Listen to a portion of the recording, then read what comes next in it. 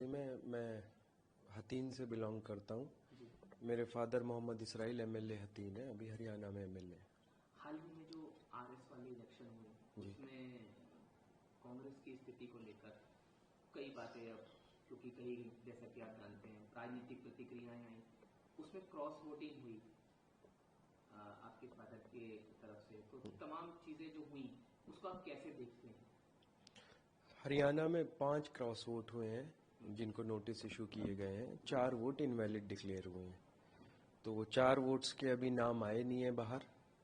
मुझे तो लगता है कि उन 4 लोगों के भी नाम आने चाहिए बाहर, जिन 4 लोगों के वोट इनवैलिड डिक्लेयर हुए हैं। क्योंकि ऐसा नहीं है कि एमएलए को कोई पूरी ट्रेनिंग दी जाती है वोट करने के लिए, और उस ट्रेनिंग में कोई इतनी, मतलब ये कोई ऐसी गलती नहीं है कि ये जानबूझ के ही होती हैं इस तरह की गलतियां। और अगर इनके नाम भी बाहर आ जाएंगे 9 एमएलए के खिलाफ, मुझे लगता है कि एक्शन होना चाहिए। मेरे फादर के खिलाफ भी होना चाहिए, मेरे फादर भी उसी में शामिल है, और ये इन 4 के खिलाफ भी होना चाहिए। मुझे ऐसा लगता है, मेरे 15-20 साल के राजनीतिक जीवन में मैंने जितना देखा है, कांग्रेस पार्टी हरियाणा में या देश में किसी की मोहताज नहीं है। अगर इनके खिलाफ एक्शन हो जाएगा, हर जगह कांग्रेस पार्टी के पास विकल्प बैठा हुआ है, कहीं कांग्रेस पार्टी कमजोर नहीं है। और अगर इसमें कोई और लीडर शामिल है, कोई बड़े लीडर शामिल है, तो उनके खिलाफ भी एक्शन होना चाहिए। अब बिल्कुल अति हो चुकी है, ये तीसरी बार हो रहा है ऐसा। तो ऐसा नहीं है कि कांग्रेस के पास बड़े लीडरों के भी विकल्प हैं, छोटे लीडरों के भी विकल्प हैं। आज से पहले भी कांग्रेस पार्टी को लोग छोड़कर गए हैं, बहुत बड़े बड़े लोग छोड़कर गए, आपको पता है। ज्योतिरादित्य सिंधिया गए, गुलाम नबी आज़ाद गए। क्या कांग्रेस पे कोई फर्क पड़ा? पिछले 10 सालों में कांग्रेस के खिलाफ किस तरह की बातें हुई कि कांग्रेस खत्म, कांग्रेस खत्म। यही 2024 के लोकसभा चुनाव के बाद मीडिया खुद बोल रहे थे ना कि देश में कांग्रेस जो है कभी खत्म नहीं हो सकती, इस देश के खून में कांग्रेस है। तो इन्हीं सारी बातों से मैं आपको बोल रहा हूँ कि इन सब लोगों के खिलाफ सख्त एक्शन होना चाहिए। तो आप अपने पिता से, फादर से खफा हैं इस मामले में? यही हम सीधे पूछें। मैं खफा हूँ, खफा ही नहीं बल्कि अब तो खफा वाली स्टेज तो निकल चुकी है। मैं आपके माध्यम से ये बात क्लियर कर देना चाहता हूँ कि आज के बाद से मैं इस बात को अनाउंस कर रहा हूँ कि मेरे फादर से कोई रिश्ते नहीं है, ना ही आगे जीवन में होने वाले हैं। और अब आगे आने वाले समय का नहीं पता, आने वाले समय में क्या होगा, लेकिन मेरे उनसे रिश्ते तो नहीं रहेंगे। और इस काम में मेरे परिवार से एक और आदमी शामिल हैं, मेरे चाचा डीएसपी एमएस खान। ना ही उनसे मेरे कोई रिश्ते रहेंगे। इन 2 लोगों से मेरे परिवार में मेरा कोई रिश्ता नहीं रहेगा। बाकी लोग परिवार में जो भी है मेरे सबसे रिश्ते रहेंगे। लेकिन क्या कोई आपकी कि वो क्रॉस वोटिंग के क्या कारण रहे होंगे? कोई कारण तो रहता ही है, किसी तरह का कारण। बहुत सारी बातें हुई थी, तो मैंने उनको ये बोला था कि अगर 37 एमएलए हैं कांग्रेस के, अगर 37 में से 36 भी क्रॉस वोट करें तो आप मत करिएगा। आप अकेले भी रहें तो कांग्रेस में ही रहिएगा। तो मुझे लगा था कि वो ऐसा नहीं करेंगे। मुझे नहीं लगता था कि वो क्रॉस वोट करेंगे, लेकिन हाँ उन्होंने की। तो जो आप अपने, आपको रोल नजर आता है कि क्या उनकी तरफ से कोई प्रभावित किए गए होंगे, इसलिए आप ऐसा कह रहे हैं, या कोई और इसका कारण? मुझे बातें कुछ ऐसी पता लगी हैं कि उन्होंने ही इस तरह की प्रस्ताव लाके दिए थे कि ऐसा कर लेते हैं, ऐसा कुछ। मुझे इस तरह की बहुत सारी बातें पता लगी हैं। तो उनकी, मेरी भी एक दफ़ा उनसे बात हुई थी, तो मैंने उनको मना किया था। मैंने उनको ये बोला था कि इस बारे में बात भी नहीं करनी है, ये कोई बात करने का विषय भी नहीं है। तो मैंने उनको मना किया था, लेकिन उन्होंने शायद मेरी बात सुनी ही नहीं। तो क्योंकि अब जाहिर है कि कार्रवाई कांग्रेस पार्टी की अनुशासनात्मक कार्रवाई भी उनके खिलाफ होगी, या जी हो रही है, या जी हो गई जी होगी, जी वो जी। ज़्यादा बेहतर हाँ आप जान रहे होंगे, जी। या वो भी जान रहे होंगे। लेकिन चीज़ें ये हैं कि आपका आगे क्या इसमें और स्टैंड रहने वाला है? कुछ क्लियर आपने की चीज़ें, लेकिन क्या आप कांग्रेस, आप खुद, ये है कि कांग्रेस से ही आप लगातार जुड़े रहेंगे, ये आप क्लियर कर रहे हैं अपनी तरफ से? मैं बिल्कुल क्लियर कर रहा हूँ। ये मैं इसलिए क्लियर कर रहा हूँ कि इस देश में राहुल गांधी जी ने जो मोहब्बत की बात की है, जो भारत जोड़ने की बात की है, जो नफरत के खिलाफ लड़ाई शुरू की है, राहुल गांधी जी की जिम्मेदारी अकेले की नहीं बनती है, हम लोगों की भी जिम्मेदारी बनती है।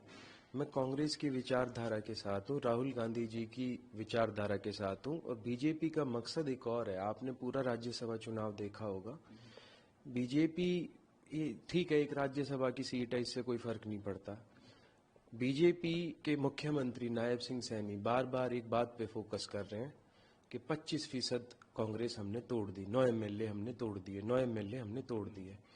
तो वो राहुल गांधी जी को मानसिक रूप से, वैचारिक रूप से कमजोर करना चाहते हैं, क्योंकि इस देश में सिर्फ एक ही आदमी ऐसा है, राहुल गांधी, जो बीजेपी के सामने झुका नहीं, टूटा नहीं। तो वो इन एमएलएज को तोड़ करके, पार्टी को तोड़ करके ये मैसेज देना चाहते हैं।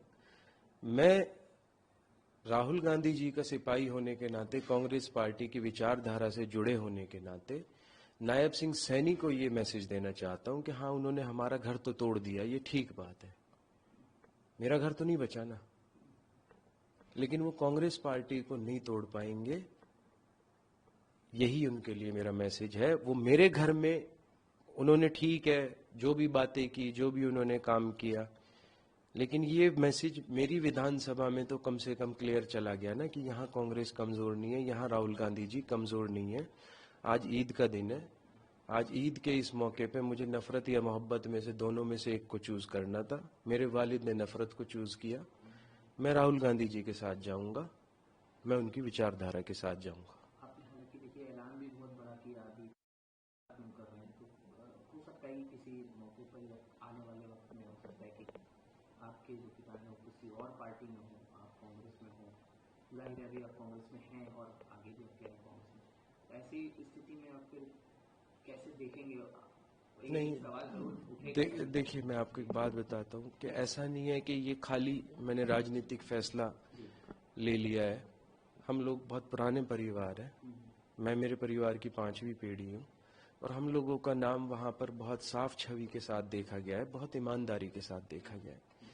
मैंने कुछ व्यक्ति ऐसे थे, मेरे दादा हरियाणा सरकार में मंत्री थे, मेरे दादा को बनाने में जिन लोगों का संघर्ष, जो मेरे दादा के साथी थे, मैंने कुछ ऐसे लोग देखे मेरे दादा के संघर्ष में, जो रात को आंधी आ रही है 1 बजे 2 बजे मोटरसाइकिल पे चल करके मेरे दादा को सिर्फ एक मैसेज देने आते थे कि गांव में ये हो रहा है, वो हो रहा है, और वो रात को 2 बजे आंधी को भी नहीं देख रहे हैं। तो इस तरह के कार्यकर्ता थे, तो जो हमारे साथ सदियों से दिल से जुड़े हुए हैं। कहीं ना कहीं मेरे वालिद साहब के इस फैसले से उन लोगों को बहुत ज़्यादा ठेस पहुंची है। मैं उन लोगों को भी आपके माध्यम से ये दिलासा दिलाना चाहता हूँ, ठीक है, मेरे वालिद ने गलती कर दी है, मैं इस गलती का हर्जाना भरूंगा। जिस तरह से मेरे परिवार का नाम पहले साफ सुथरा था, मैं इंशाअल्लाह ताला उसी तरह से इस परिवार के नाम को साफ सुथरा लेके चलूंगा। चाहे ज़िंदगी में मुझे कोई पद मिले या ना मिले, कोई कामयाबी मिले या ना मिले, जो वो लोग हैं, जो पुराने लोग हैं, जो मेरे दादा के लोग हैं, जो इस फैसले से जिनके दिल को ठेस पहुंची है, मैं उन लोगों को ये तसल्ली देना चाहता हूँ कि मैं उन लोगों के साथ खड़ा हुआ हूँ। मैं मेरे वालिद के साथ नहीं हूँ, मैं उन लोगों के साथ हूँ। पार्टी की तरफ से किस तरह की कार्रवाई आप देख रहे हैं वाले साहब के खिलाफ? आपने हालांकि शुरू में जी, किस तरह की कार्रवाई आप देख रहे हैं, किस तरह की कार्रवाई डिमांड करते हैं, चाहते हैं, जो भी है? अभी तो कुछ है नहीं। अभी तो उनको नोटिस इशू किए गए हैं, बस नोटिस से ज़्यादा कुछ है नहीं। नोटिस का वो लोग जवाब देंगे। तो बाकी मैंने तो अपना स्टैंड क्लियर कर दिया है, मैंने तो आपको बता दिया है। मैं तो ये चाहता हूँ कि आदरणीय राहुल गांधी जी इस मामले को खुद देखें, और जिसने भी इसमें जो भी शामिल है, सबके खिलाफ सख्त कार्रवाई हो।